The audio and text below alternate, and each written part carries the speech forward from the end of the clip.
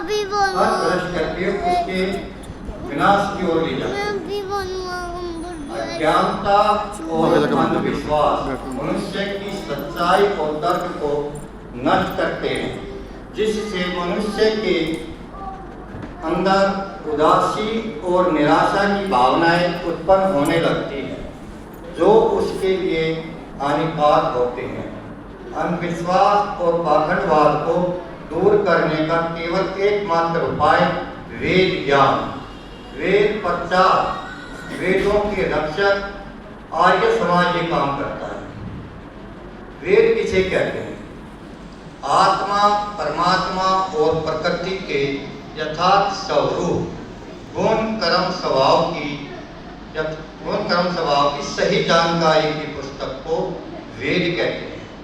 वेद ज्ञान वह ज्ञान है जो हमें अपने विचारों, भावनाओं और अनुभवों को जानने, समझने और उन्हें सकारात्मक तरीकों से उपयोग करके जीवन का उद्देश्य और अर्थ को समझने में मदद करता है और हमें नकारात्मकता अर्थात सब बुराइयों से बचाता है। वेदों का अध्ययन करना क्यों जरूरी है?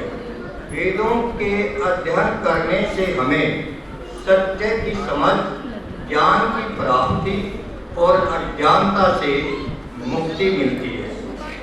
वेदों से हमें आध्यात्मिक विज्ञान, आत्मा और परमात्मा के बीच संबंधों की खोज वाला ज्ञान मिलता है। वेदों से हमें प्रकृति से संबंधित भौतिक विज्ञान, ब्रह्मांड और सृष्टि को जानने का ज्ञान मिलता है। वेदों से हमें शब्दों के अर्थों का बोध होता है। ज्ञान क्या है?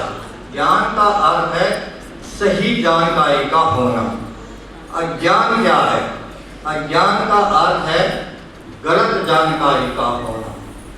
सत्य क्या है? तर्क और प्रमाण के आधार पर ज्ञान के द्वारा संशय और भ्रम को दूर करके जो वस्तु जैसी है उसको वैसा ही जानना और समझना सत्य है। असत्य क्या है? अज्ञानता की अवस्था में संशय और भ्रम के कारण जो वस्तु जैसी है उसको वैसा न जानना और न समझने को असत्य कहते हैं। विद्या किसे कहते हैं? ज्ञान के स्रोत अर्थात ज्ञान के आधार को विद्या कहते हैं।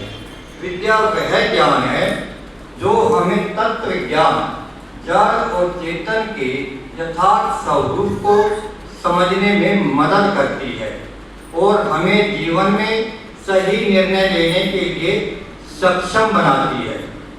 अविद्या किसे कहते हैं? अज्ञान के स्रोत अर्थात अज्ञान के आधार को अविद्या कहते हैं।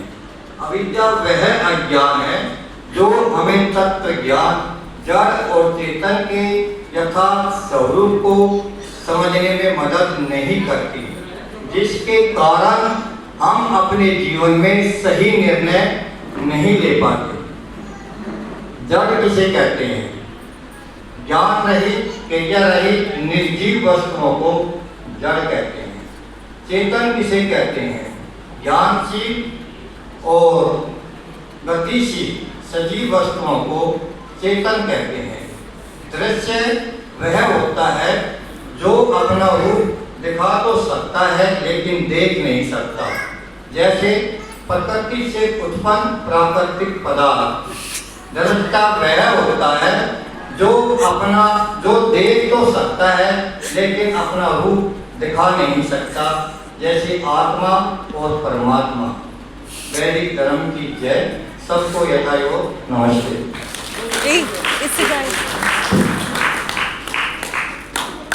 बोल देना पापा। बोल दो। बहुत बहुत धन्यवाद पापा। ये गायत्री मंत्र बोलो। अपनी सरल भाषा में बताइए आपको। मैं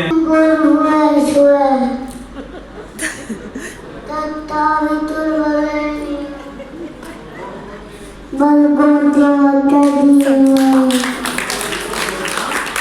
Dio è una patolea.